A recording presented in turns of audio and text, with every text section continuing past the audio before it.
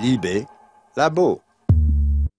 Ce qui compte, c'est de faire en sorte que chacun fasse son travail. Et le problème n'est pas que les uns empêchent les autres de le faire, d'où le titre de cette convention de l'air. Éric Zemmour, qui nous a rejoints, est définitivement de ces personnalités qui viennent apporter à nos débats un éclairage différent de l'éclairage traditionnel.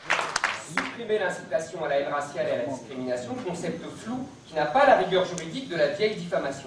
Supprimer les lois mémorielles, ce qui vous a déjà été réclamé par les grands historiens de ce pays.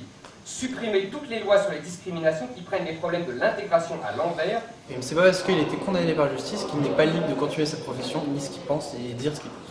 Il tire les conséquences de sa condamnation. Je pense que M. Copé a aussi très bien concentré sa présence. Zemmour représente une pensée de droite qui est celle à peu près la plupart des sympathisants. C'est vraiment une bonne chose pour l'UMP ou que ce soit les partis de droite.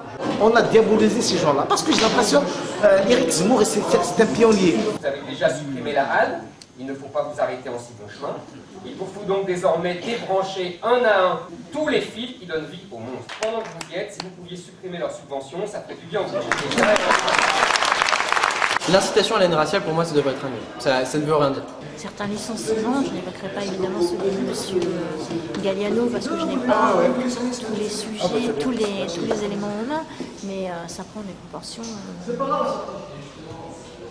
qui vont, je pense, au-delà de certaines libertés. Je ne dis pas, je ne cautionne pas, je ne sais pas ce qui s'est passé, mais ça m'interroge. À mon avis, le problème, c'est-à-dire en France, c'est justement ces associations antiracistes. La liberté d'expression ne doit pas avoir de limite. On ne peut pas considérer qu'une incitation à la haine raciale soit quelque chose de théorique. C'est très subjectif et c'est là le problème de la loi, je pense.